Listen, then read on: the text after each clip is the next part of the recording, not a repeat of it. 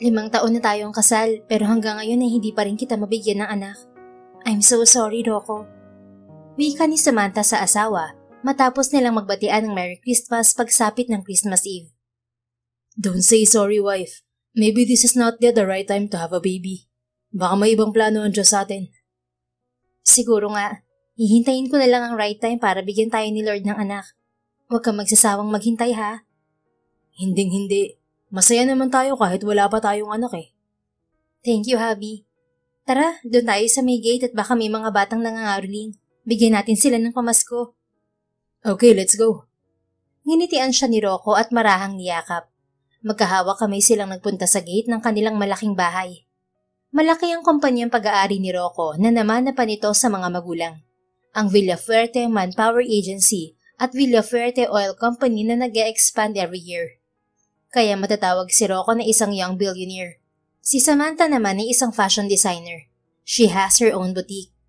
Nagkakilala sila 5 years ago sa isang birthday party ng mutual friend nila. And they click with each other. After 1 year in a relationship ay nagpakasal na silang dalawa. Nagpagawa sila ng bahay sa The Queen's Village.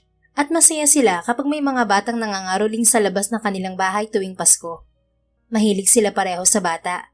At noon pa man ay pangarap na nilang magkaroon ng anak. Subalit hindi pa siguro talaga oras para ibigay ni Lord ang palagi nilang hinihiling na baby. Pagdating nila sa may gate ay marami na nga mga bata ang nasa labas at mukhang hinihintay sila ng mga ito. Ang iba sa mga ito ay regular nilang nakikita sa labas ng kanilang village. Ang iba naman ay tuwing Pasko lang nila nakikita. Pagsilip nila sa gate ay nagsimula ng kumanta ang mga bata. Pasko! Pasko! Pasko na namang muli ang pag-ibig naghahari. We wish you a Merry Christmas, we wish you a Merry Christmas, we wish you a Merry Christmas and a Happy New Year. Merry Christmas, namamasko po! Malakas na kanta ng mga bata. Pinalakpakan naman nilang mag-asawa ang mga ito.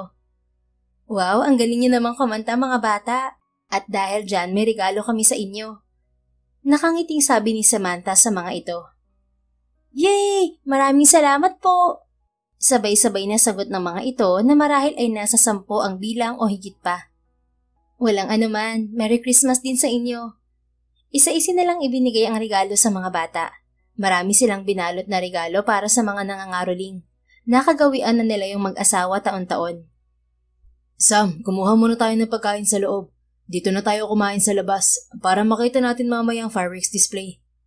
Aya ni Rocco sa kanya pagkaalis ng mga nangangaroling na ilang batch din ng grupo na dumagsa kanina. Kumuha nga sila ng pagkain sa loob at pagbalik ay nagsimula na rin ang fireworks display sa village nila. Masaya nila yung pinanood mula sa kanilang veranda. Ilang sandali pa ay natapos na ang fireworks display. Akmang papasok na sana sila sa loob ng bahay nang makarinig sila ng iyak ng sanggol. Rocco, wait. Naririnig mo bang iyak ng baby? Tanong ni Samantha. Iginala pa ang paningin. Oo. Saan yun nanggaling? Balik tanong nito. Panay lang ang iyak ng sanggol. Mukhang nasa labas ng gate, Rocco. Tara, tingnan natin. Hinila niya ang kamay ni Rocco at binuksan ang malaking gate. Halos lumawa ang kanilang mga mata dahil sa 2 batang inilagay sa stroller at iniwan sa harapan ng kanilang gate. Rocco, ipasok natin sila. Kawawa naman sila. Baka sipunin ng mga bata. Malamig pa naman ang panahon. Sabi niya sa asawa. Okay, pero baka may nanay to at hanapin sila. O baka naiwan lang sila dito sa labas. Sagot ni Rocco habang nagpapalingalinga sa paligid. Pero wala naman silang makitang tao na pwedeng mag-iwan ng mga bata sa labas ng kanilang gate. Isa pa, nasa loob na lahat ng bahay ang mga tao sa kapitbahay nila. Wala na ring mga nangangaroling. Tahimik at malinis na ang paligid matapos ang ilang minutong fireworks kanina. Hubby, tulungan na natin sila. Ipasok na muna natin sila sa loob. We will report this to the police tomorrow at baka may naghahanap sa kanila. For now, let's help these little angels first. You're right, wife. Sige, pasok na muna natin sila sa loob. And I will call Dr. Mercedes para magtanong kung anong gatas ang pwede sa kanila. Malamang nagugutom na sila kaya iyak ng iyak. Thank you, Rocco. Ipinasok na nga nila ang mga bata sa loob ng kanilang bahay. Samantala, hindi alam ng mag-asawa na nakatingin lamang si Criselda sa hindi kalayuan. Ito ang ina ng kambal na iniwan sa labas ng gate. Si Criselda ay dating kasintahan ni Rocco. Kaya lang ay nalaman ng lalaki na ginagamit ng ito ni Criselda para makuha ang mga luho nito. Kaya hiniwalayan ito ni Rocco. Nagkaroon ng relasyon si Criselda sa isang mayamang politiko. Ngunit nang malaman ng lalaki na buntis ito ay agad itong iniwan ng lalaki. May sakit si Criselda. Malala na yon at hindi na nito magagawa pang alagaan ng mga anak. Kaya naman nang malaman nitong wala pang anak si Rocco, ay ang dating nobyo ang napili ni Criselda na mag-alaga sa kambal. Dahil alam nitong mapapabuti kina Rocco ang mga anak nito. Nang gabing yon ay nagpakalayo si Criselda para harapin ang sariling hamon sa buhay. Masaya na ito na nasa mabuting kamay ang kambal. Sa sala ng bahay ni Rocco, pinakatitigan ni Samantha ang dalawang sanggol. Ang isa'y hindi pa rin humihinto sa pag-iyak. "Shh, tahan na," sabi ni Samantha at binuhat ang isang sanggol na umiiyak. Ang bango mo naman, baby. Gutom ka ba kaya ka umiiyak? Tingnan mo kapatid mo, natutulog na siya." Kausap niya sa sanggol. "Sam, I will call Dr. Mercedes. Dito lang kayo, okay?" Paalam ni Rocco, sabay dukot sa cellphone. "What if dali na lang natin sila sa ospital, hubby? Let the doctors check these babies. Baka mamaya may sakit pala sila kaya iniwan ng parents sa labas ng bahay natin.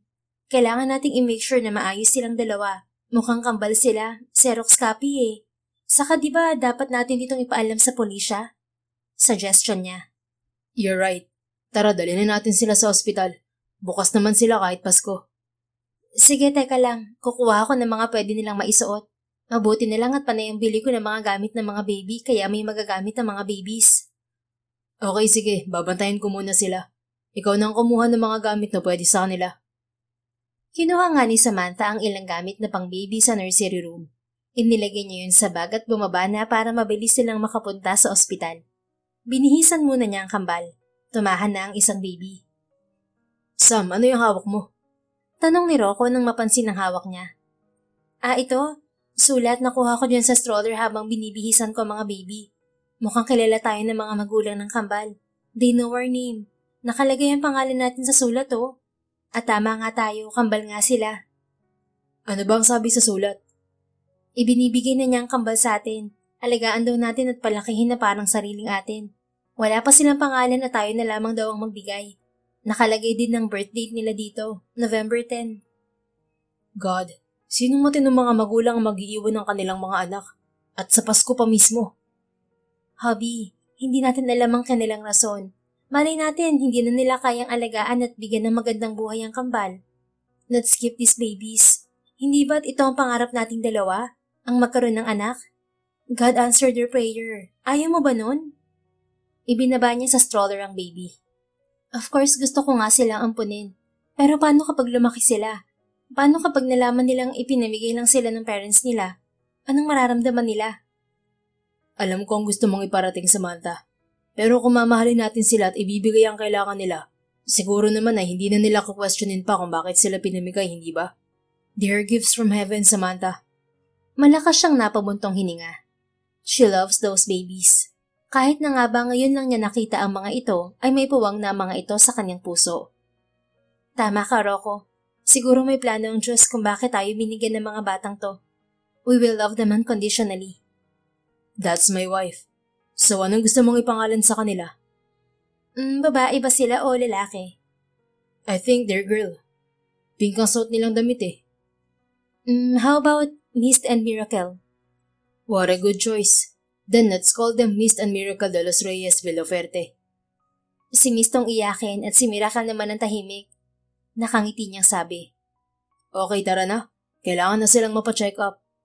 Siya na ang nagtulak ng stroller palabas ng bahay. Ilang sandali pa ay nakarating na nga sila sa private hospital ni Dr. Mercedes. Napatitig si Rocco sa dalawang bata na natutulog sa kama katabi ng kanyang asawa. They're peacefully sleeping. Mabuti na lang at maayos ang kalagayan ng mga sanggol kaya pinauwi na rin agad sila. Binigyan sila ng reseta para sa gatas na pwedeng ipainom sa kambal. May mga vitamins din at recommended diaper na pwede nilang bilhin para kina Mist at Miracle. It's their first time to be a parent. Nakita niya kung gaano kasaya si Samantha kaya sino ba siya para tutulan ng pagnanais nito na kupkupin ang mga baby. Bago umuwi ay dumaan muna sila sa bukas na drugstore para bumili ng gatas, bottles at diaper ng kambal. Mabuti na lang at kahit Pasko ay may open pa ring mga drugstore sa bayan. Pagdating nila sa bahay ay dinala nila sa bakanting nursery room ang kambal. Nahiga rin sa kama si Samantha katabi ng kambal. Hanggang sa nakatulog na rin ito sa pagbabantay. Miss and Miracle, kayo magiging lakas at kasiyahan namin ni Samantha. Sana lumaki kayong mabait at mapagmahal. Huwag kayong mag-alala. Hindi man kayo nanggaling sa amin, mamahalin namin kayo ng higit pa sa sarili namin. Bulong ni Rocco sa kambal. Napangiti siya nang makitang umiti ang dalawa kahit nahimbing ang tulog. You're such an angel. Sabi niya at hinalikan ng kambal sa noo. Inayos na niya ang mga bote ng gatas at hinugasan yun. Naisip ni Rocco na kailangan niyang kumuha ng yaya para sa mga bata. But Dr. Mercedes suggested na mas mabuting nurse ang kunin nilang nani ng kambal. Much better daw yung may mga experience na. Kailangan kong tawagan si Dr. Mercedes. Baka may maire-recommenda siya sa aking nurse na pwedeng mag-alaga sa mga bata. Baka mahirapan ang asawa ko. Wala pa siyang karanasan sa pag-aalaga ng bata. Tapos kambal pa ang anak namin. Wika ni Rocco sa sarili habang tulog pa ang asawa at mga anak. Inako na talaga nilang anak ang kambal kahit na ngayon lang nila nakasama ang mga ito. Naisip din ni Rocco na kailangan din niyang kumuha ng 2 kasambahay. Wala kasi silang kasambahay. Nagpapalinis lang sila twice or thrice a week dahil palagi naman silang nasa trabaho na mag-asawa. Kinuha niya ang cellphone at tinawagan si Dr. Mercedes. Ilang ring lang ay sinagot agad siya ng doktor. Yes, Rocco. May kailangan ka? Bungad ni Dr. Mercedes sa kanya. Kaibigan din niya ang doktor at personal nilang doktor na mag-asawa. Pare, baka may rekomenda kang nurse na pwedeng magbantay sa mga anak namin. Alam kong ikaw lang ang makakatulong sa amin. Sabi ko na nga ba, tatawag ka sa akin. May napili na akong 2 nurse na pwedeng magtrabaho sa inyo. Kaya lang, stay out eh. Magkano ang offer mo? Dapat higitan mo ang sahod nila sa ospital para pumayag sila. It's okay. Well, 50,000 naman is okay. With benefits, of course. Ano, deal? Wow, ang laki ng offer. Iba talaga kapag bilyonaryo, no? Parang coins na lang ang 50,000. Biro ni Dr. Mercedes sa kanya. Mahina siyang natawa. Shut up. This is for your daughters. Anyway, baka may mai-rekomenda ka rin katulong. I need 2 maids. 20,000 naman ang sahod nila. Of course, with benefits din. Dr. Rocco, hindi manpower agency. Ikaw ang may-ari ng manpower agency, bakit hindi ka rin kumuha? Hindi kasambahay ang in-hire namin, pre. Mga skilled workers sa abroad at Pinas. Kaya nga ako nagtatanong sa'yo para hindi na ako magtanong sa mga kakilala kong agency ng mga kasambahay. Fine, sabihan kita kapag may nakuha ako. Kung hindi lang talaga kita kaibigan, nun kang tutulungan kita bila pwerte. Thank you, Doc. Hihintayin ko ang tawag mo and it's ASAP. I know. Sige na, bye. Paalam nito sa kanya. Nakahinga si Rocco ng maluwag dahil sa sinabi ng kaibigan. Pagkatapos ay pinakuluan na niya ang mga bote ng gatas bago inilagay sa drawer na para sa mga gamit ng kanilang anak. Nagluto na rin siya ng almusal para pagising ng asawa niya mamaya ay kakainin na lang ito. Pagsapit ng 8:00 ng umaga, nagising si Samantha dahil sa malakas na iyak ng isa sa mga sanggol. Good morning mga anak. Gising ka na pala, miss? Gutom ka ba o puno na ang diaper mo?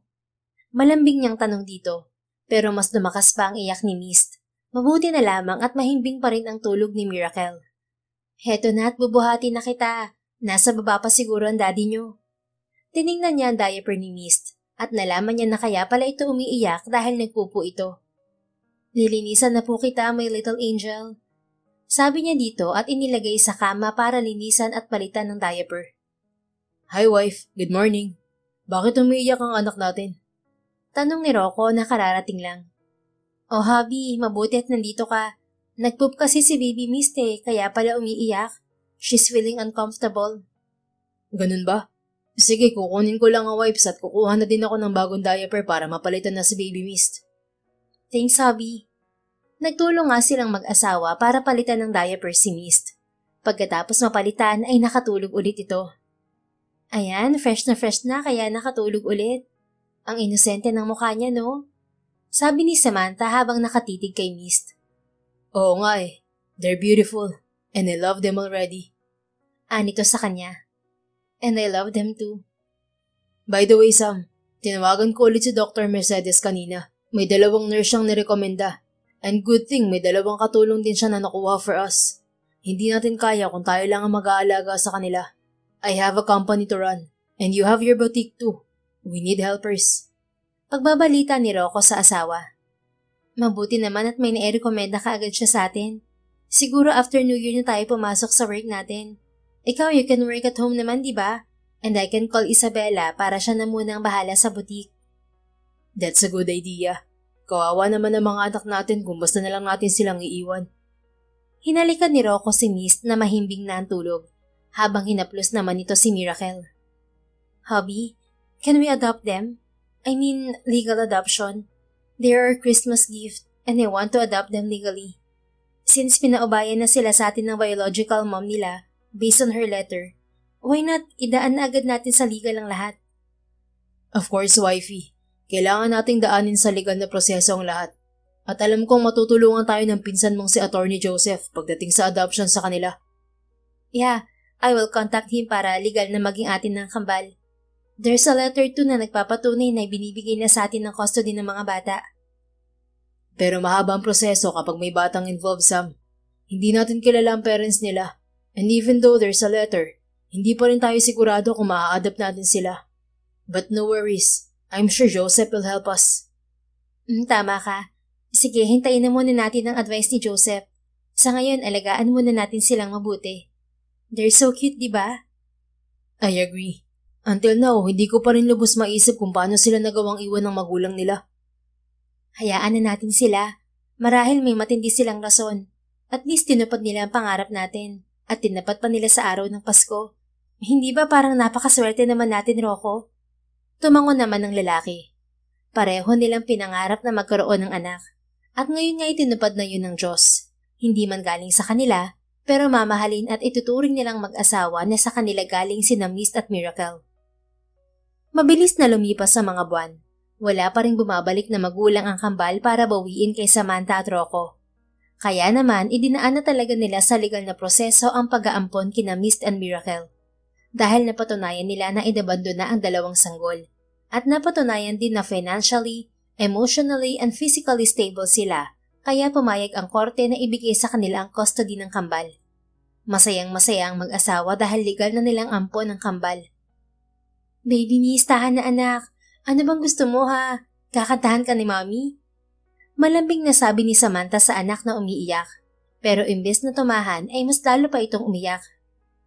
Sama akin na si Mist, matulog ka muna. Ganito talaga ito kapag ayaw pang matulog. Sige na, ako nang bahala sa kanya. Wika ni Rocco sa kanya. Kahit pagod sila sa trabaho, kapag gabi ay sila talaga ang nag-aasikaso sa kambal. Hinahayaan nilang magpahinga ang mga yaya ng mga ito. Dahil medyo nasasanay na sila sa mga bata, tinapos na nila ang kontrata ng 2 nurse ng kambal. Sa halip ay nag-hire na sila ng permanenteng yaya ng mga ito. Pagod ka rin naman sa trabaho mo. Ako nang bahala sa anak natin. Tulog naman si Miracle kaya carry ko na to, hubby. What if bantayan nating dalawa si Miss ng sabay? Kantahan natin siya para mapagaya na siya sa kapatid niya na tulog na tulog na. Sige. Bakit kaya iyakin tong si Miss ano? Ito namang si Miracle palaging tulog at tahimik. Oo nga eh. Pero kahit magkaiba sila ng sleeping routine, ay magkamukha naman sila. Marahang hinaplos ni Samantha ang mukha ni Miracle. She really fell in love with the twins. Pagkatapos ngang kantahan ni na Samantha at Rocco ang kanilang anak, ay mabilis itong nakatulog. Good night, our Miss Princess. Mabisyo ka talaga, baby. Gusto mo palaging magkasama kami ni Daddy na nagpapatulog sa'yo. Nakangiting sabi ni Samantha sa baby matapos itong halikan sa noo. Hindi muna nila inilagay sa nursery room ang dalawa. They're too young para ilagay doon. Kaya sa loob ng silid nilang mag-asawa inilagay ang crib ng kambal para mas mabantayan nilang mabuti sa gabi at kapag wala silang trabaho. Matuloy na lumipas ang 6 na taon at masasabi ni Rocco at Samantha na napakaswerte nila dahil napalaki nila ng maayos ang kambal na regalo sa kanila. Mommy, Daddy, bilisan niyo po dyan! Sigaw ni Miracle kina Rocco at Samantha. Nasa mall sila para ipasyal ang kambal at para manood na rin sila ng sine. Anak, huwag kang tumakbo at baka madapa ka. Saway ni Samantha sa anak. Ang bagal niyo po ni Daddy eh. Baka hindi na natin maabutan ng panonoorin naming Barbie ni Mist. Ikaw talaga, sobra kang excited. Tinan mo nga itong kapatid mo at ang tahimik lang. Don't worry, princess, at makakaabot tayo. Huwag mong pinag-aalala ang mami mo. Sorry po, Daddy. Sorry, Mommy. Hindi na ito tumakbo at hinintay sila sa kaniyakap. It's okay, princess. Minsan kasi kapag nagmamadali tayo, pwede tayong madapa o kaya ay matapilok. Kapag nangyari yon, mag-aalala kami ng mami mo sa'yo. Makikinig na po ako sa inyo, Mommy, Daddy. Aabot tayo sa Barbie. Napangiti na lang sila.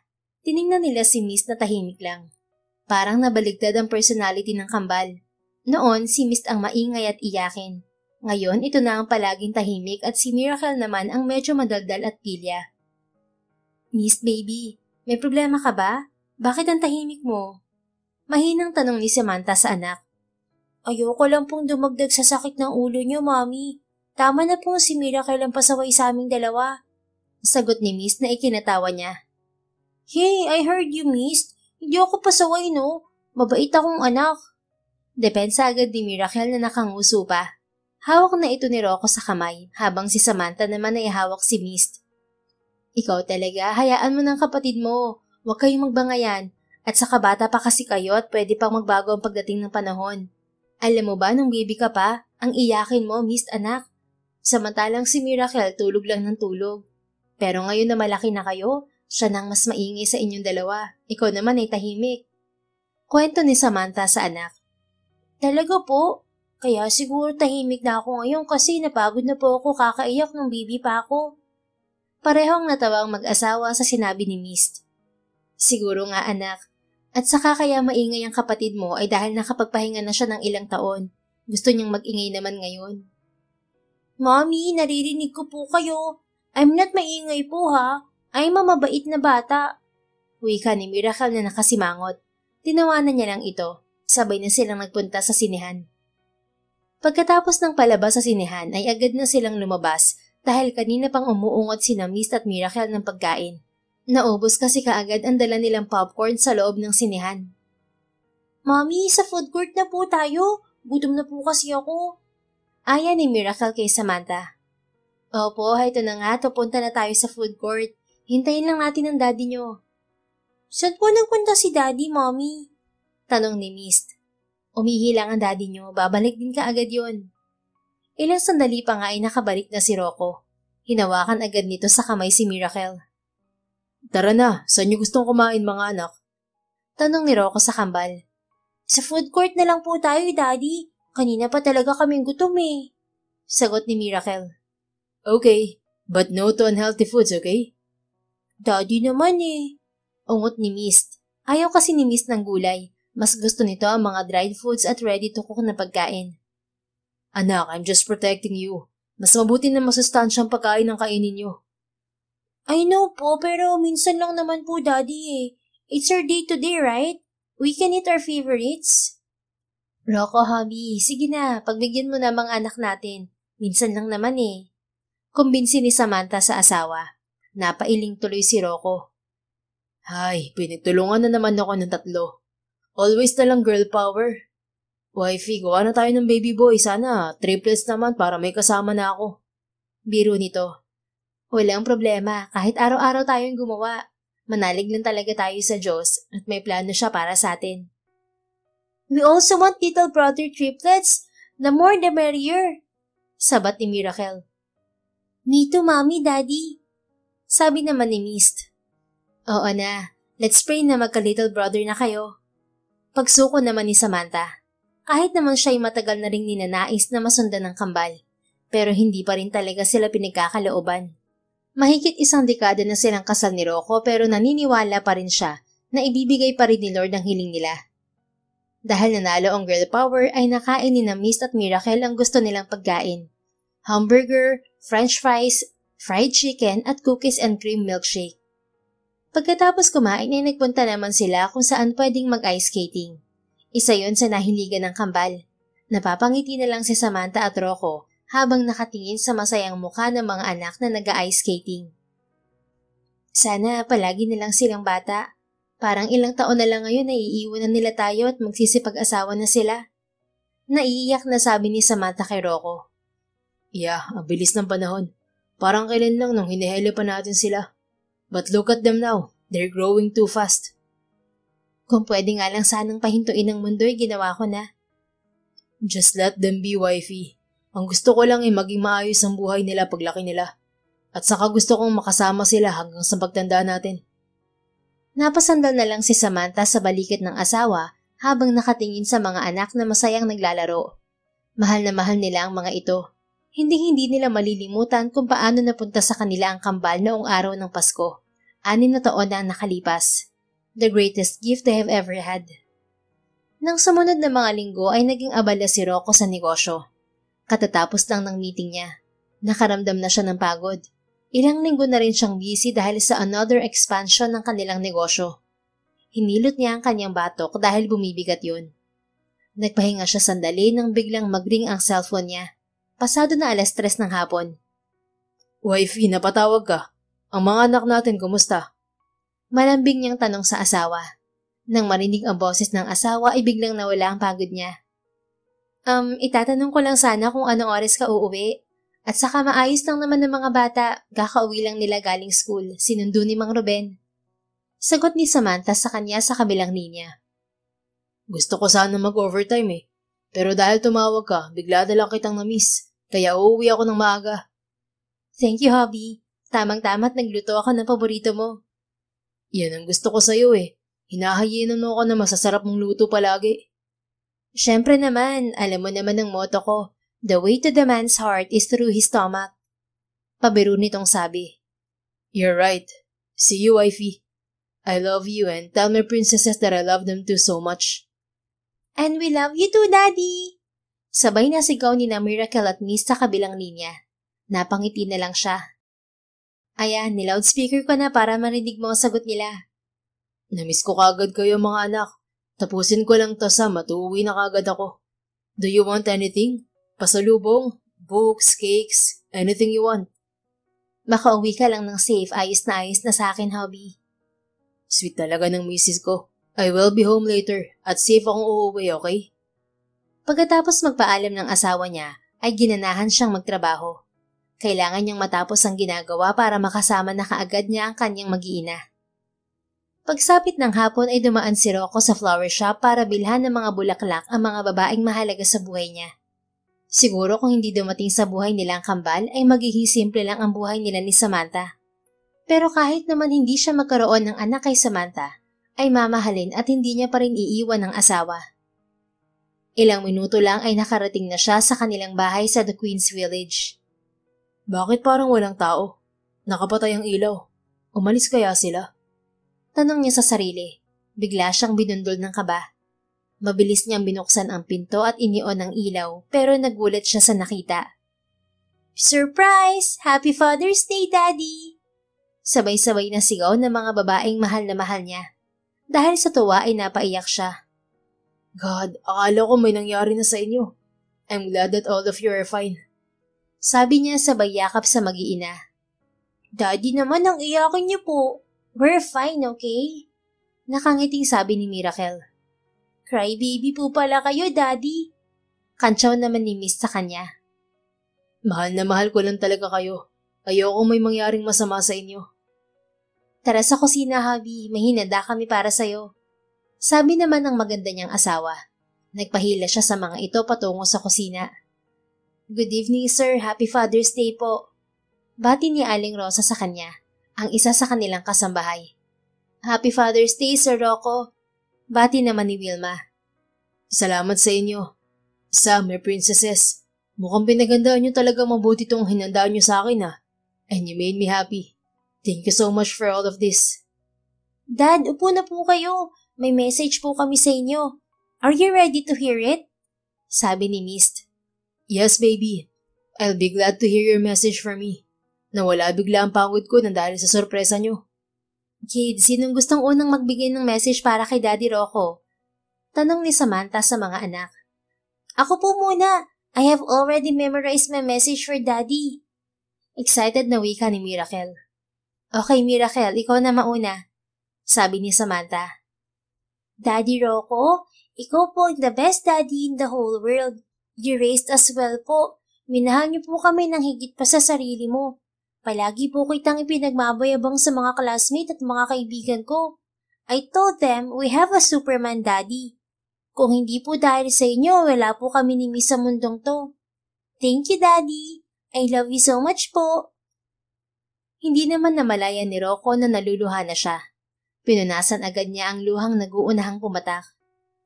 I love you, my princess. Kayo ang nagbigay ng kulay sa mundo namin ng mami nyo. Kami nga dapat ang magpasalamat sa inyo dahil dumating kayo sa buhay namin. Here's my gift for you, Daddy. Ipon ko po yan. I hope you love it po. I'm sure magugustuhan ko to, Miracle Baby. And next si Miss naman. Pwede mo nang sabihin sa daddy mo ang gusto mong sabihin, Princess. Salbi ni Samantha sa isang anak. Nangingiri din ang luha nito. Daddy, maraming salamat sa lahat ng sakripisyo, gabay at pagmamahal na binibigay mo sa amin ni Miracle. Hindi sapat ang mga salita para suklian ng lahat ng inyong ginawa at patuloy na ginagawa para sa amin ni Miracle. Ikaw at si Mami ang inspiration at lakas namin. Kaya sana po, mas maging malakas po kayo ni Mami. Sasamahan niyo po kami hanggang sa pagtanda namin. Hindi po namin kayo iiwan. We love you so much, Mami and Daddy. Happy Father's Day, Daddy Rocco. Muli ay hindi niya napigilan ang mga luha. Kahit anong pilit niya ay patuloy pa rin yun sa pag-agos. It's a tears of joy. Salamat, anak. Hindi ko alam kung anong sasabihin ko. Basta ang mahalaga ay mahal na mahal ko kayo. Kayo ang buhay namin ng mami nyo. Niyakap naman siya ni Samantha para patahanin. Hoy, grabe ka naman kung makaiyak. Ano, may luha pa bang maiiwan sa mensahe ko para sa'yo? Biro ni Samantha sa kanya. Katulad niya yung umiiyak na din ito. Of course, may luha pa ako mailuluha para sa mensahe ng mahal kong asawa. Nakangiti niyang sagot. Huwag ka nang umiyak. Pumapangit ka kasi, hubby. Mami, bilisan niyo na po para makakain na kami. Gutom na po kami. Reklamo ni Miracle. Mahina silang natawa sa sinabi nito. Wala talagang makakapigil na moment sa kambal basta nagutom. Heto na nga po at magsasalita na ako. Natatawang ani Samantha sa kambal sabay baling kay Rocco. Hubby, una sa lahat, gusto ko lang malaman mo na mahal kita. Hindi ko pinagsisisihan na minahal at pinakasalan kita. And we have our children now. Sila ang mas nagpapatibay sa samahan nating dalawa. Kung bibigyan man ako ng isa pang pagkakataon na mamili kung sinong lalaking mamahalin ko at pipiliin kung sinong magiging mga anak ko, hindi ako magdadalawang isip na piliin ka palagi.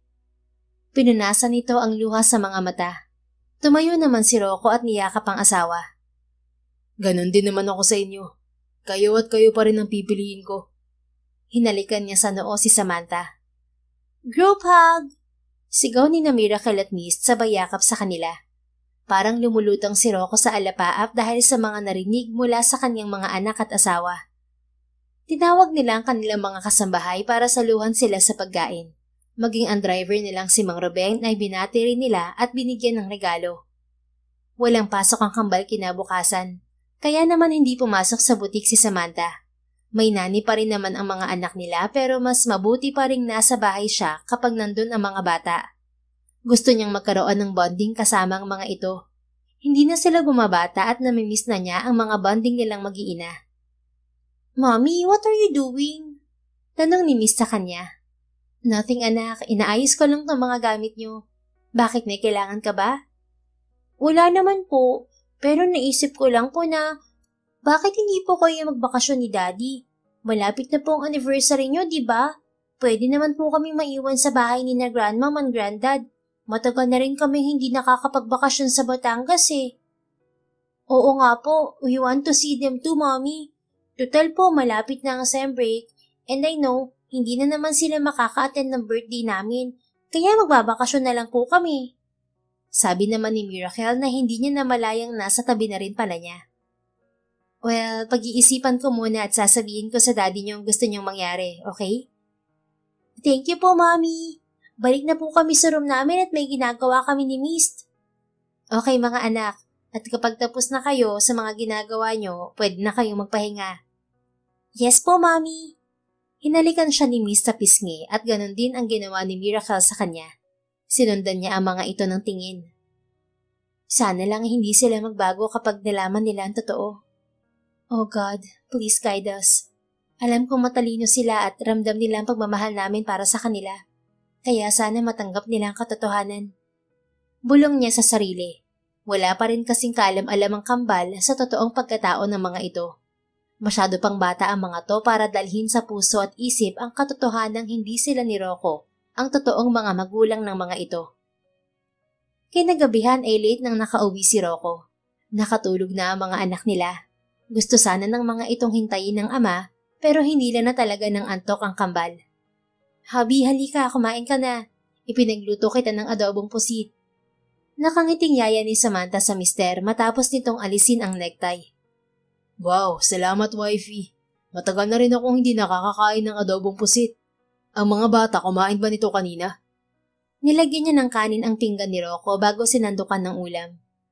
Nako, kung nandito ka lang kanina, matatawa ka sa bangayan ng kambal. Alam mo naman si Miss walang pinipili pagdating sa pagkain, kaya kumain siya ng adobong pusit. Itong si Miracle, sinabihan ba naman ng kapatid kung bakit daw kumakain ng putik? Ayun, nainis ang kapatid. Pero okay na sila, bati na ulit. Natatawa niyang kwento sa asawa. Magkaibang-magkaiba talaga ang ugali ng kambal. So, hindi niyo napakain ng adobong pusit si Miracle? Hindi, mabuti na lang at nagluto ng garlic chicken si Aling Rosa kaya yun ang inulam niya. Hayaan na natin, ayaw niya eh. Mahirap namang pilitin kumain kung ayaw. So true. O siya, kain na. Habi, alam kong pagod ka sa trabaho kaya mamasahihin kita pagkatapos mong kumain. That's a good idea, wife. Pilyong umiti sa kanyang asawa. Ang landi mo talaga, kumain ka na nga lang dyan. Kunway inis niyang sabi kay Rocco. Tinawanan lang naman siya nito. Pagkatapos kumain ng lalaki ay nauna na itong umakyat sa itaas. Naiwan pa si Sam para maghugas ng mga pinagkainan ng asawa. Ayaw naman niyang istorbohin pa ang mga kasambahay para lang sa paghuhugas ng ilang pirasong plato. Pag-akyat niya sa taas ay agad siyang pumasok sa kanilang silid. Rocco, may pag-uusapan pala tayo. Anya sa asawa. Nakahiga na ito sa kama. Sige, ano yun? Wait lang habi at magbibihis muna ako. May kusina na pala ako. Okay, take your time, wife. Pagandahin mo ang sarili mo para sa akin. Oo naman, kanino pa ba ako magpapaganda kundi para sa'yo lang? Pumasok na siya sa loob ng banyo at naligo. Paglabas niya ay dumiretso siya sa walk-in closet para magbihis. Ilang sandali pa ay lumundag na siya sa kama katabi ng asawa. Marahang hinaplos ni Rocco ang buhok ni Samantha. Hubby, kanina kasi may sinabi ang mga bata sa akin. Simula niyang sabi kay Rocco. Ano naman ang sinabi nila sa'yo? Sabi nila dahil malapit na raw ang anniversary natin at sa susunod na linggo ay simula na ng sem break nila, kaya nagsuggest sila na magbabakasyon daw muna sila sa Batangas sa mga magulang mo. At dapat daw magbakasyon din tayo. Yun tayo lang dalawa. Ano sa tingin mo? Well, it's a good idea, wife. Matagal na rin tayong walang bakasyon simula nang magkaroon tayo ng mga anak. Sige, aalis tayo sa susunod na linggo. Tatapusin ko lang ang trabaho ko, then ihahatid muna natin ang kambal sa Batangas. Saan mo ba gusto magbakasyon? Paris, Australia, Switzerland? You choose. Gusto ko dun sa lugar na makapagbibigay sa akin ng anak. Wife, gusto mo pa rin bang magkaanak tayo? Kaya mo pa ba? Oo naman, pero hindi ibig sabihin yun na hindi ko mahal ang mga anak natin. Kaya lang, gusto ko kasing ma-feel kung paano manganak at saka gusto kitang bigyan ng lalaking anak. I mean, contented naman ako sa kambal, pero gusto ko rin na magkaroon sila ng kapatid. Sige wifey. Makapag-research nga kung saan lugar merong ganyan. Dadalhin kita dun. Pangako, Sam. Huwag na, binibiro lang naman kita. Imposible naman kasing may ganong lugar sa mundo. Siguro ay manalig na lang tayo sa Diyos, na sana this time, biyayaan na niya tayo ng baby bago man lang ako mag-menopause. Malakas na tumawa si Rocco. Wifey, you're just 35. Paano magme-menopause ka? Hayaan mo at sabay tayong magdarasal na sana sa pagkakataong to, mabiyayaan na tayo ng baby. Seryoso nitong sabi sa kanya. Thank you, hubby. Alam kong nasasabi ka na rin magkaroon ng lalaking anak. At sana pagkalooban na tayo kahit isa lang. Sorry kung hanggang ngayon hindi ko pa rin yun maibigay sa'yo. Wala kang dapat ikasorry, Sam. Sabi naman ng doktor, pareho tayong healthy. Sadyang hindi pa lang siguro panahon para ibigay sa atin ang hiling natin. Just be patient, sweetheart, okay? Niyakap niya si Rocco at ipinikit ang mga mata. Ang sarap talaga sa pakiramdam kapag kasama mo ang taong mahal mo na mahal ka rin. Makalipas nga ang 1 linggo ay handa na ang mag-asawang Samantha at Rocco para ihatid sa Batangas sina Mist at Miracle, kasama ang nani ng dalawa. Pumayag agad ang mga in-laws niya na doon muna ang kambal. Excited pa nga ang mga itong makasama ang mga apo. Habang nagmamaneho ay panay ang bilin ni Samantha sa mga anak. Ngayon lang kasi ang mga ito mawawalay ng matagal sa kanila ni Rocco. Hindi nila iniiwan ang mga bata noon, kahit pa sa kanilang mga magulang. Miracle, huwag masyadong makulit, okay? Ikaw naman, Mist, huwag naman puro libro ang hawakan mo. Makipag-usap ka rin sa grandmom at granddad mo, okay? Bilin niya sa mga kambal. Opo, Mami. Hindi ko po makakalimutan ang bilin mo. Sagot ni Miracle. Mabuti naman, Miracle, dahil alam kong ikaw ang mas pasaway sa inyong dalawa ni Mist. Napanguso naman si Miracle sa sinabi niya. Napabuntong hininga na lang siya. Hanggat maaari ay ayaw niyang sigawan o pagalitan ng mga anak. Idinadaan niya lagi sa maayos na usapan ang pagkakamali ng mga ito at mukhang naging tama naman ng pagpapalaki nila ni Rocco sa mga to. Nakalipas ang ilang oras ay nakarating na rin sila sa Batangas. Sinalubong agad ni Mama Esther at Papa Ralph ang mga apo. Mist, Miracle, mga apo ko, come to your grandmom. Magiliw na bati ni Mama Esther sa mga anak. Mabilis naman ang mga itong lumapit sa dalawang matanda at humalik sa pisngi. Hi po, Grandmom, Granddad. How are you na po? Miss na po namin kayo ni Mist po. And we miss you too, our little princesses. Come inside. Nagpahanda kami ng pagkain para sa inyo. Hi Ma, hi Pa. Kamusta na po kayo? Bati ni Samantha sa mga ito. Hindi pa nakasunod si Rocco sa kanila dahil nagbubuhat pa ito ng kanilang gamit. Bukas pa ang flight nila sa Paris. City of Love kasi ang Paris kaya susubukan nilang gumawa doon ng baby. Baka naman dinggin na ng Diyos ang kanilang panalangin ni Rocco. Ayos lang naman kami, Iha. Mabuti naman na tito niyo iiwan ng kambal. Matagal na rin namin silang hindi nakakasama. Pasensya na po kayo, Ma. Ang dami lang po kasing trabaho kaya hindi kami makadalaw sa inyo palagi. Ayos lang yun, Iha. Basta ang mahalaga, nakadalaw kayo ngayon. Grandmom, ano pong inihanda niyong pagkain? Baka po may putik ulit, ah. Nakangusong sabi ni Miracle. Anong putik ang sinasabi mo, Apo? Kasi po, Grandmom, pinakain po ako ni Mami ng putik po dati. What? Samantha naman, bakit mo naman pinakain ng putik ang mga apo ko? Baka magkasakit sila. Malakas siyang natawa dahil sa gulat na nakikita niya sa mukha ng biyenan. Ma, hindi po yun putik. Adobong pusit lang po yun. OA lang po talaga ang apo niyong yan.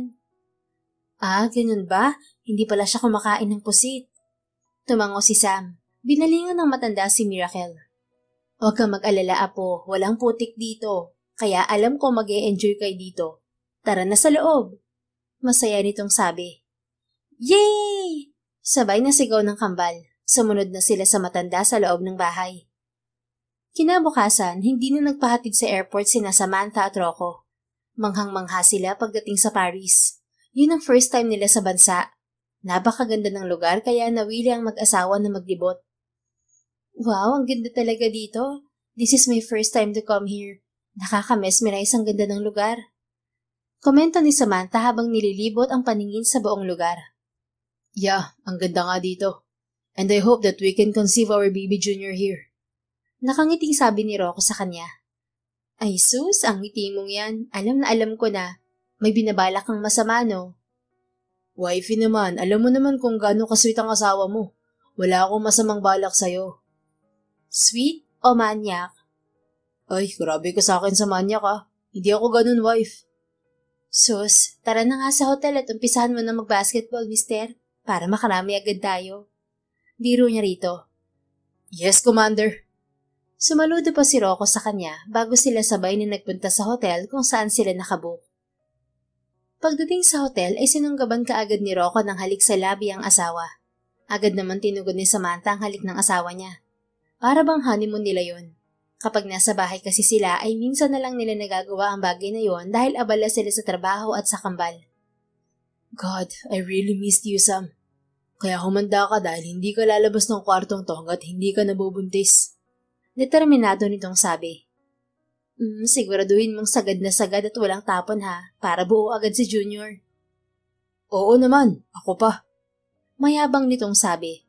Napangiti na lang si Samantha at muli na naman siya nitong hinalikan hanggang sa maging isa ang kanilang katawan. Mabilis lang na lumipas ang 1 linggo nilang bakasyon at bukas na agad ng balik nila sa Pilipinas. Bilhin natin ng pasalubong ang mga anak natin, Rocco.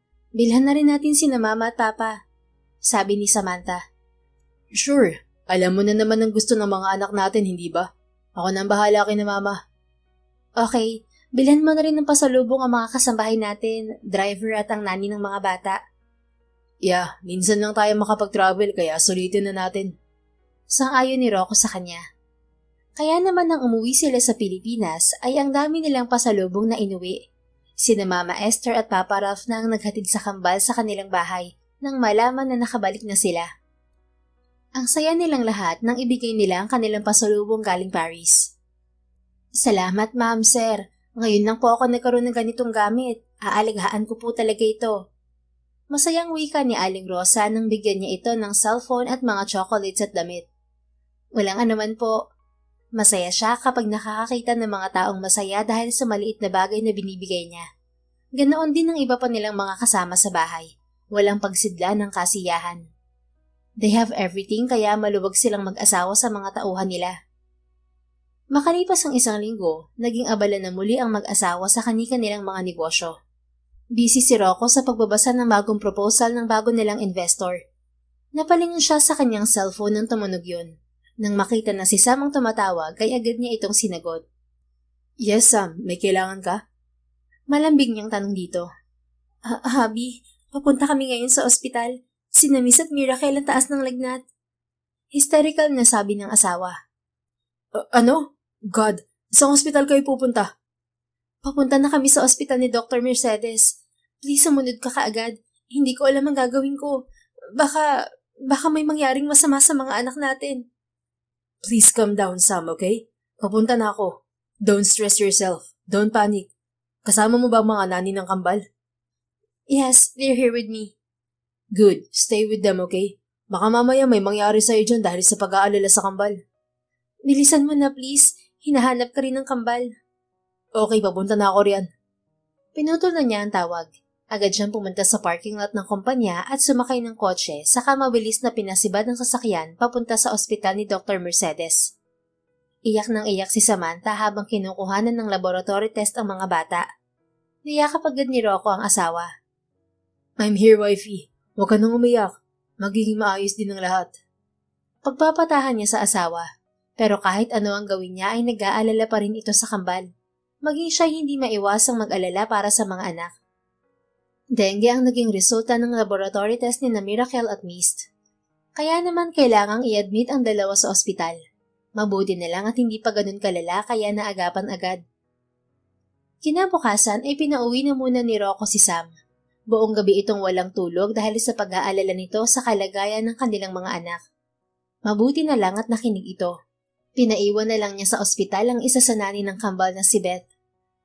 Nagpaalam na muna siya saglit sa yaya ng kambal para bumili ng pagkain. Hindi naman nagtagal ay bumalik agad siya sa kwarto ng mga anak. Papasok na sana siya nang makita niya ang babaeng nasa labas ng kwarto ng kanyang mga anak. Sumisilip lang ito na para bang kasapi ito ng pamilya. Dahan-dahan siyang naglakad papunta sa likuran ng babae. Natutuwa ako at maayos ang kalagayan niyo sa mga taong umampun sa inyo, mga anak.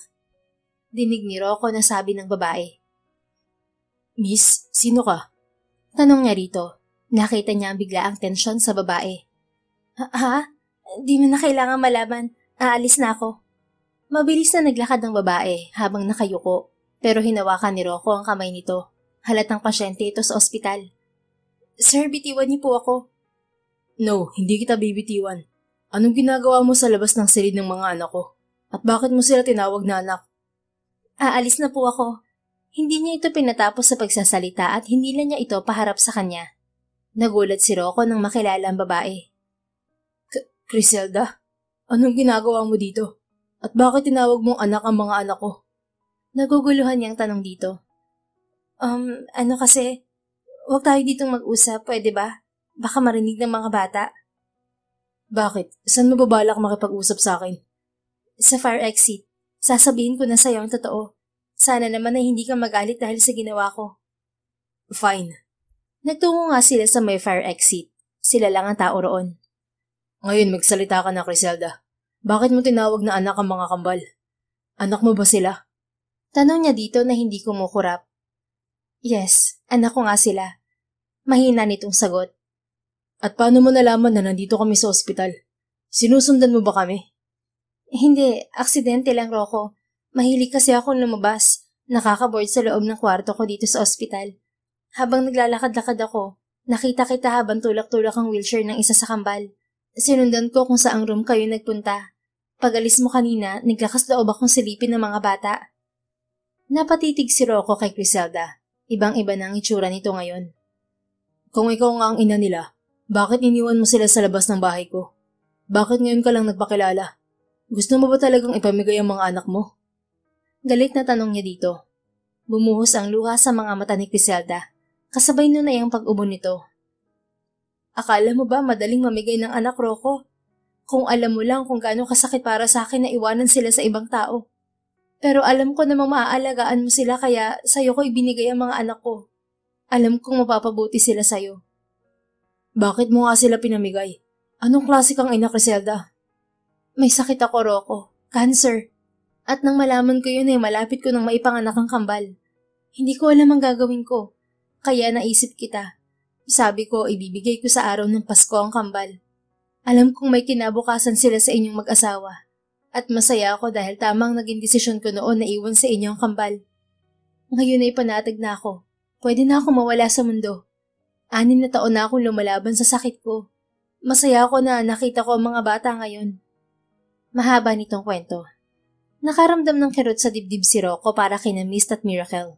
Selfish si Criselda. Pero kung siya naman ang nasa sitwasyon nito ay baka gawin niya din ang ginawa nito para sa ikakabuti ng mga bata. Sino ang ama ng kambal? Bakit kanya iniwan sa ganitong sitwasyon? Isa siyang politiko. Nang malaman niyang buntis ako ay agad niya akong iniwan sa ere. Hindi niya pinanagutan ng mga bata. From where? Congressman sa probinsya. May balita ka pa ba sa kanya? Patay na, naambush ng eleksyon. Marami din siyang anomalya at korap, kaya siguro yun ang sinapit niya. Kaya ka ba nandito sa ospital dahil nagpapagamot ka? Oo, mas lumala ngayon ang kalagayan ko. Hindi na kaya ng katawan ko ang bawat turok ng gamot sa akin. Pasensya ka na kung naistorbo kita. Gusto ko lang makita ang mukha ng mga anak ko bago ako mawala sa mundo. How do you survive? I mean, saan ka kumukuha ng pampagamot mo? Kasali ako sa isang cancer foundation. Silang tumutustos sa pagpapagamot ko. Malakas na napabuntong hininga si Rocco. Hindi niya alam kung anong sasabihin para pagaanin ang nararamdaman ni Criselda. Pero ayaw niya ding maguluhan ng mga anak niya. Bata pa ang kambal para maintindihan ang ganitong problema. Hinanap namin noon ang ina ng kambal, pero walang nangyari. Kaya tuluyan na naming inampon ng mga bata. Yun naman ang plano ko, ang maampon niyo sila ng legal para maalagaan niyo sila at mapalaki ng maayos. May sakit ako kaya hindi ko sila maaalagaan. Hiling ko lang na sana hayaan niyo akong makita ang mga anak ko kahit habang narito lang sila. Kakausapin ko ang asawa ko tungkol sa'yo. Mga anak mo ang kambal, kaya ayaw ko silang ipagkait sa'yo, lalo na sa kalagayan mo ngayon. Alam mo ba, gusto kitang sumbatan. Gusto kong sabihin karma mo yan sa ginawa mo sa akin noon. Pero mas nangingibabaw pa rin ang awa ko para sa'yo, Criselda. Sana lang maging maayos na ang pagpapagamot mo. If you need anything, you can tell me. Dinukot ni Rocco ang wallet niya at inilabas ang calling card. Ano yan? Calling card. Kung may kailangan ka o kung gusto mong makita ang mga bata, just call me. Pero sa ngayon mag-uusap muna kami ni Samantha. Hindi lang ako magdedesisyon sa bagay na to. Salamat. Kahit hindi ko hiniling na gawin mo to, ginawa mo pa rin. Sana mapatawad mo na ako sa mga nagawa ko noon sa'yo. Matagal ko nang pinagsisisihan ng nangyari noon. Yumuko ito at tumulo ang luha. Kalimutan mo na yun. Nakabawi ka na naman dahil kami ng asawa ko napili mo para maging magulang ni Mist at Miracle. They made us happy, Criselda. They complete us. Ngiritian niya ito. Isang ngiti na puno ng pangunawa. Criselda, nandyan ka lang pala. Kanina pa kitang hinahanap. Tawag ng isang lalaki kay Criselda. Aalis na ako, Rocco. Salamat.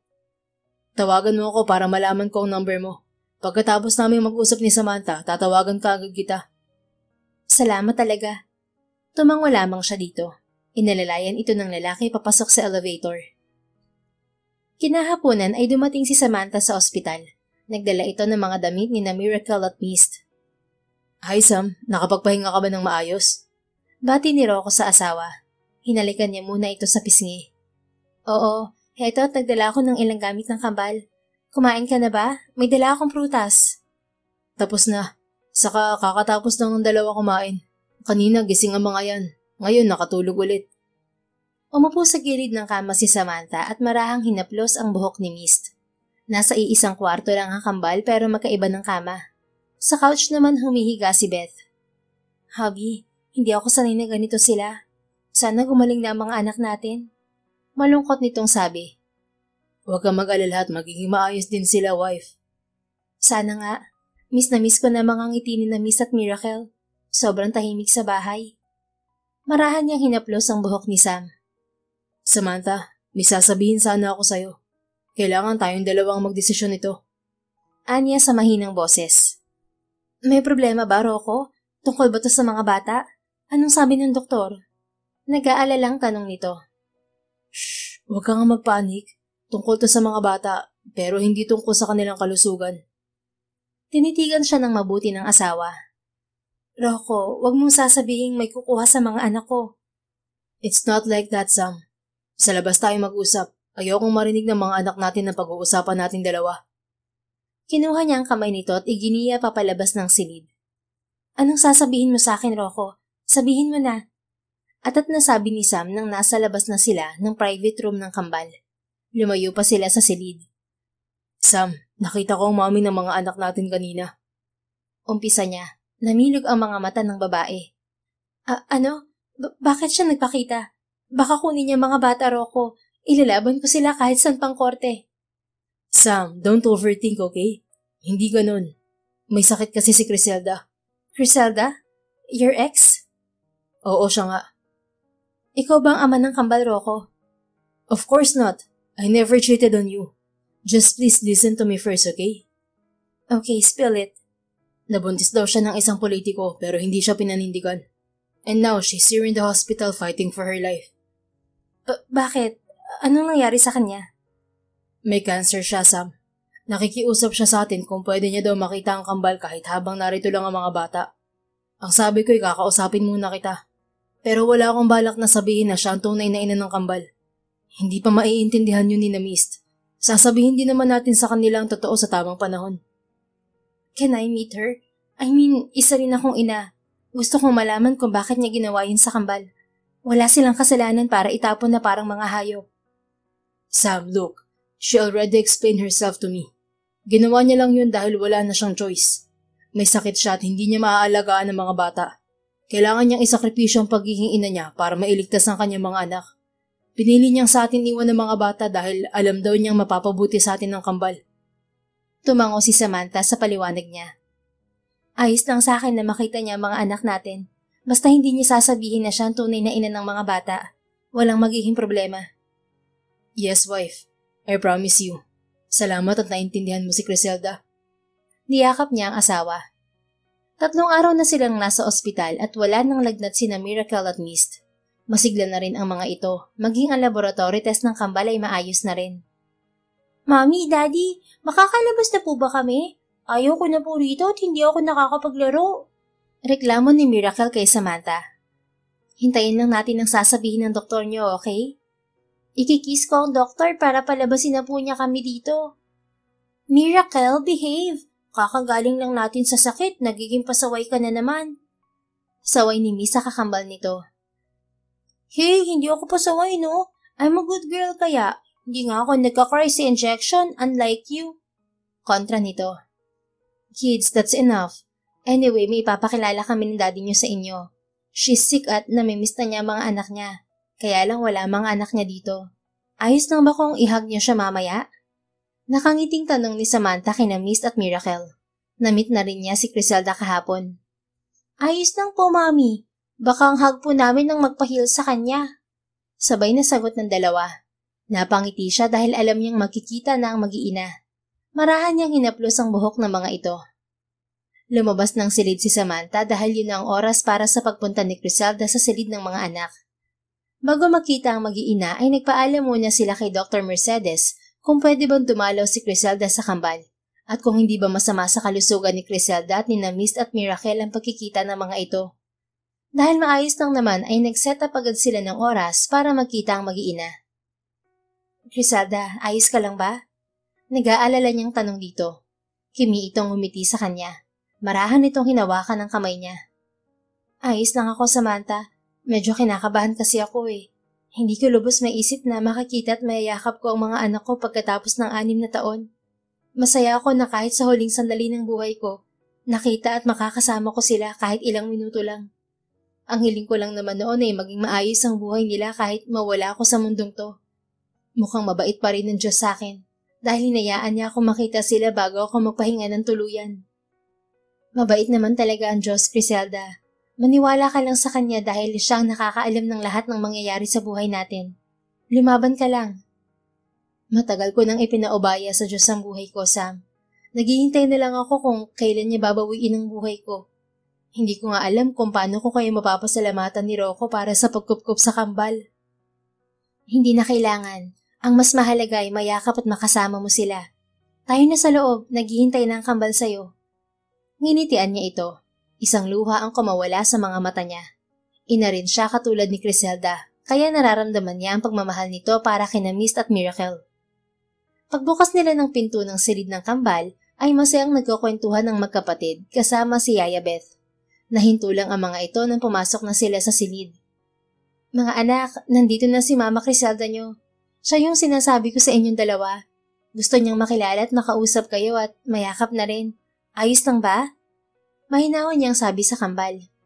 Opo, Mami. Ayos na ayos lang po. Hi po, Mama Criselda. Ako po si Miracle, ang pinakamaganda at pinakamabait sa aming dalawa. Nice to meet you po. Magiliw na pakilala ni Miracle kay Criselda. Baka pinakapasaway, Miracle. Singit ni Mist. Mist, magpakilala ka na nga lang. Walang basagan ng trip. That's enough, kids. Nasa harapan niyo ang bisita natin. Saway ni Samantha sa mga anak. Sorry po, Mami. Hingi agad ng tawad ng kambal. Okay, Mist, magpakilala ka na. Utos niya sa bata. Hi po, Mama Criselda. Ako po si Mist. Ako ang introvert at nonchalant ng pamilya. Simpleng pakilala nito sabay ngiti sa tunay na ina. Yun lang yung pakilala mo, Mist? Tanong ni Miracle. That's me, Miracle. Wala namang masama sa pagpapakilala ko Maayos naman. Hello. Ako naman ang Mama Criselda nyo. Masaya akong makilala kayong dalawa. Pwede ko ba kayong mayakap? Promise, sandali lang naman. Nanginginig ang boses na tanong ni Criselda sa dalawa. Sure po. Panabay na sagot ng mga ito sabay tayo sa kama. Mabilis namang niyakap ni Criselda ang mga anak. Hindi nito napigilan ng maluha. Maya-maya ay bumukas ang pinto at pumasok si Rocco na sinamahan si Sam at Beth na panoorin ng mag-iina. Yun ang una at huling pagkikita ng mag-iina dahil ililipat na si Criselda sa Amerika para doon ipagpatuloy ang pagpapagamot. Nais pa nitong lumaban mula nang makita ang mga anak. Pinahid ni Criselda ang luha sa mga mata. Thank you at hinayaan niyo akong yakapin kayo mga anak. Anito. It's okay po. Huwag ka na pong malungkot, Mama Criselda. Sabi ni Mist. Oo nga po. Sabi nila kapag nag-cry daw po ang isang tao, papangit po. Ani naman ni Miracle. Tama kayo. Kaya di na ako iiyak. Kunan ko kayo ng picture. Sabi ni Samantha. Umayag naman agad ang mag-iina. Umabot din ng halos 1 oras ang kwentuhan ng mga ito. Nagpasalamat si Criselda sa kanilang mag-asawa dahil nakasama nito ang mga anak kahit sa maikling sandali. Kinabukasan ay nakalabas na ang kambal sa ospital. Napagdesisyonan nilang mag-asawa na sa Batangas muna sila manatili sa buwan ng December habang bakasyon ng kambal sa eskwela. Papasok na naman kasi at buwan na naman ng labis na kaligayahan ni Sam at Rocco. Espesyal sa kanilang December at Pasko dahil yun ang araw na iniregalo sa kanilang kambal. Isang umaga, nagising si Samantha na masakit ang ulo. Biglang umasim ang kanyang sigmura kaya dali-dali siyang nagtungo sa banyo para dumuwal. Kasalukuyan na silang nasa Batangas sa magulang ni Rocco. Biglang bumukas ang pinto ng silid at pumasok si Rocco. Marahan itong hinagod ang kanyang likuran. Sam, ayos ka lang ba? Nag-aalalang tanong nito sa kanya. I'm not feeling well, hubby. Ilang araw na ring iba ang pakiramdam ko. Para bang palaging nangangasim ang sikmura ko. Baka naman nalilipasan ka ng gutom. I told you, alagaan mo ang sarili mo. Inalalayan siya nito papuntang kama. Minsan kasi wala akong ganang kumain. Para bang may hinahanap ang panlasa ko. Gusto mo bang ipagluto kita ng paborito mo, wife? No, I think I need a check-up, hubby. May kutob si Sam na baka buntis siya. Kaya lang ayaw niyang umasa. 2 buwan na siyang hindi dinadatnan. Hindi niya yun binigyan ng pansin dahil irregular naman kasi siya. Okay, kung yan ang gusto mo. For now, uminom ka muna ng gatas at kumain ng sandwich or biscuit man lang. You need to eat para magkaroon ka ng lakas. Try kong uminom ng gatas. Baka gutom lang din to. Sige, magbihis ka na. Hihintayin kita sa baba. I will prepare your meal. Busy naman ang kambal sa pakikipaglaro sa lolo at lola nila. Isusunod ako. Pagkatapos nga niyang uminom ng gatas ay nagpaalam na sila sa mga magulang ni Rocco at sa kambal. Sinabi niyang magpapacheck up lang siya. Bigla naman nag-alala ang mga ito sa kanya, kaya sinabi niyang ayos lang siya. Pagdating sa ospital ay agad siyang in-interview ng doktor. Pinaiwan niya si Rocco sa labas. Gusto niya munang siguraduhin kung totoo nga ang kutob niya. Mrs., ano bang nararamdaman mo? Tanong ni Dr. Luna. Para akong nalagdatin, Dok. Pero hindi naman ako mainit. 2 araw na rin akong sumusuka tuwing umaga. Regular ba ang period mo? Hindi po, irregular ako. Minsan 2 buwan bago ako datnan. Kailan ka huling dinatnan? September last week, Doc. I will check your laboratories first kung positive na buntis ka. Kasi base sa mga symptoms mo ay masasabi kong buntis ka. Gulat na napatingin si Samantha sa doktor. Talaga, Doc? Pwedeng buntis ako? Oo, kaya kailangan mo magpakuha ng dugo at ihi. Here, yan ang request. Punta ka na lang sa laboratory para makuhanan ka ng dugo. Salamat, Doc. Paglabas niya ay agad namang tumayo si Rocco. Anong sabi ng doktor? Ayos ka lang ba, wife? Yes, I'm fine. Pero para makasigurado ay kailangan daw muna ako magpa-laboratory. Okay, tara na. Samahan kita. Wala sa sariling tumango siya sa asawa.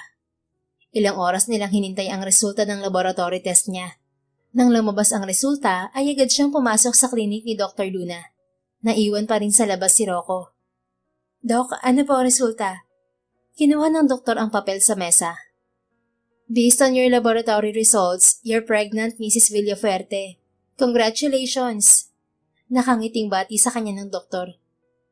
Talaga? Buntis ako? God, for more than a decade of waiting, sa wakas nabiyayaan din kami ni Rocco ng anak. Thank you so much, Lord. Pasasalamat niya sa Panginoon. You should take care of yourself. Is this your first time? Opo, Doc. At saka ligpas na ako ng 30. Hindi kaya ako mahirapang manganak? No, kailangan mo lang maging healthy at maingat. And of course, inumin mo palagi ang vitamins mo. Ito ang reseta mo. Okay, Doc. Thank you so much. You're welcome. Congratulations again. Hindi niya maipaliwanag ang sayang nararamdaman. Kaya nang lumabas siya sa klinik ay agad niyang niyakap si Rocco. Hubby, sa wakas ay tinupad na rin ng Panginoon ang matagal na nating hiling. I am pregnant, Rocco. Buntis na ako. Masaya niyang balita sa asawa. What? Talaga? Hindi makapaniwalang tanong nito sa kanya. Yes, hubby. Magkakaroon na rin ng kapatid ng kambal natin. Yes! Yes! Finally! Thank you, Lord! Masayang sigaw ni Rocco. I hope na lalaki tong anak natin para may kalaro ka naman. Puro kami babae eh. Lalaki man o babae ang magiging anak natin.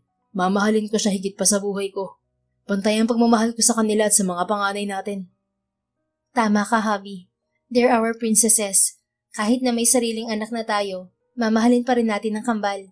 Hindi magbabago ang pagmamahal natin sa kanila. Masayang ibinalita ng mag-asawa sa kanilang pamilya ang pagdadalang tao ni Samantha. Lahat ay naging masaya para sa kanila, lalong-lalo na sina Mist at Miracle. Handa na raw ang mga itong maging ate. Sa unang pagkakataon ay naramdaman ni Samantha na isa na nga siyang ganap na babae. lalo na nang ipanganak niya ang triplets. Mabilis na lumipas ang 12 taon. Dalaga ng kambal at lumalaki na rin ang triplets nila. Isang araw ay abala si Samantha sa pag-aasikaso sa kanyang 5 anak. Ang kanyang kambal na sina Miracle at Mist at ang kapatid ng mga ito na triplets na lalaki, sina Ryan, Ruiz at Reynan. Pagkatapos niyang maipanganak ang triplets ay hindi na nga ang mga ito nasundan pa. Ngayon ang death anniversary ng Mama Criselda ni na Mist at Miracle. Kaya nagpunta silang mag-anak sa St. Augustine Cemetery para mag-alay ng dasal. Ilang buwan lang nang makaalis ito papunta sa Amerika, ay hindi na nito nakaya pang labanan ang sakit at tuluyan ng bumigay. Last year lang ay sinabi na nilang mag-asawa ang totoo tungkol sa totoong ina ni na Miracle at Mist. Noong una ay hindi matanggap ng mga ito na hindi nila ang mga ito tunay na anak. Kaya pinaliwanag nilang mabuti na hindi lamang ang pagiging magkadugo ang basihan para ituring at mahalin nila ang mga ito bilang isang tunay na anak. Ma, salamat at iniluwal niyo kami sa mundong to. Mahal ka po namin. At sa huling pagkakataon, kahit sa maikling oras, nakasama at nakilala ka namin ni Mist. Nakangiting sabi ni Miracle sa puntod ng ina. Lagi niyo po kaming gabayan, Mama. Mahal ka po namin. Sabi naman ni Miracle. Nagkatinginan sila ni Rocco at parehong umiti. Masaya sila at naging maayos ang pagpapalaki nila sa mga anak nila. It's a long weekend kaya naisipan ni na Samantha at Rocco na magpunta sa kanilang private resort sa Batangas. Pero regalo yun ng mga magulang ni Rocco kay na Miracle at Mist. Habang ang farm naman at sakahan ay ibinigay ng mga ito kay na Ryan, Ruiz at Reynan. Matatanda na ang mga magulang ni Rocco kaya ipinamana na ng mga ito ang ari-arian sa mga apo. Tumakbo agad ang triplets nilang anak sa buhanginan at mabilis na sinundan ang kambal na ate. Napalingon si Samantha kay Rocco at masaya niya itong initian. Ang saya kapag nakikita kong masaya ang mga anak natin, hubby. Parang wala na akong mahihiling pa. Sana lang ay hindi sila magbago hanggang sa lumaki na sila. Hanggat pinupuno natin sila ng ating pagmamahal, alam kong nasa tamang landas sa mga anak natin, Sam. Gagabayan natin sila hanggat nabubuhay pa tayong dalawa. Sabi ni Rocco at marahang niyakap ang asawa. Tara na't samahan na natin ang mga anak natin. Ihanda na rin natin ang pagkain sa mesa. Alam kong ginutom ang mga yan sa biyahe. Tamang-tama, masarap ang luto ni Aling Rosa. Mapapalakas ulit ang kain ko nito. Mabuti na lang at pinauna natin sila dito. Dahil kung hindi, sama-sama tayong magugutom ngayon. Biro niya. Don't worry, Boy Scout yata tong asawa mo, wife. May binili akong pagkain galing sa restaurant, kaya busog pa rin tayo. Seryoso? Hala, ilagay din natin sa hapag ang mga binili mong pagkain. Hindi pwedeng magsayang ng pagkain. Maraming batang nagugutom ngayon. Alam ko, bumili lang ako in case of emergency. Saka para di tayo mabitin. Ikaw talaga para-paraan din? Sabay na nga nilang kinuha ang pagkain at inayos sa mesa. Chicken wings ang favorite mo, Ryan, kaya yan ang sayo. Sayo naman Ruiz ang legs, and for Reynan, backbone. Ayan, sige kain na kayo. Sabi ni Samantha sa triplets nang tawagin niya ang mga anak para kumain. Thank you, Mommy. Sabay-sabay na pasasalamat ng triplets. You're welcome, mga anak. And for Ate Mist, vegetable salad and chicken legs. Kay Ate Miracle naman, chicken wings and thigh. At syempre ayaw niya sa sabaw. Memorize na ni Mommy yan eh. Sabi niya naman habang inilalagay sa plato ang ulam ng kambal. Thank you po, Mommy. Pasasalamat ni Miracle. Thanks, Mom. Pero we're teenagers na po. Kaya na po namin ang sarili namin.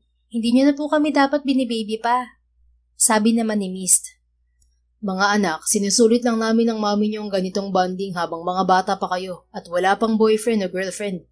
Sumabat si Rocco na nakangiti. Dahil kapag tumanda na kami at malaki na kayo, hindi na namin ito magagawa sa inyo. Thank you po, Mommy and Daddy. We love you so much. Chorus na wika ng mga anak nila. At mahal na mahal din namin kayo. Sagot ni Rocco. Pagkatapos kumain ay nag-group hug sila at nagpa-family picture. Makalipas ang ilang taon ay nakapagtapos na nga sa pag-aaral sina Miracle at Mist. Si Mist ay naging sikat na artist at manunulat. Proud na proud sina Samantha at Rocco dito. Habang si Miracle naman ay sumunod sa yapak ng amang si Rocco. Sa batang edad ay naging successful na itong businesswoman. Ito ang magiging successor sa isa sa negosyo ng kanilang pamilya. At ang triplets ay patuloy pa rin sa pag-aaral. Habang tumatagal ay mas lalong tumitibay ang relasyon ng kanilang pamilya. Pinupuno ni Samantha at Rocco ng pagmamahal ang mga anak nila. Masaya sila na magkakasundo ang 5, nagre-respetohan at nagpoprotektahan sa isa't isa. Lumisan man sila sa mundo, panatag ang loob nilang mag-asawa na hindi pababayaan ng mga anak nila ang isa't isa. Sa buhay, kailangan nating manalig sa Diyos. Maging matyaga lang tayo sa paghihintay dahil darating din ang tamang panahon na ibibigay niya sa atin ang ating mga kahilingan. Because God's plan is always bigger and better than our own. The end. If you enjoyed this story, please don't forget to like, subscribe, comment, and share. Your support helps us reach more people and spread the love. Thank you for tuning in, and we're looking forward to seeing you again soon. In the meantime, please take care and may God bless you always.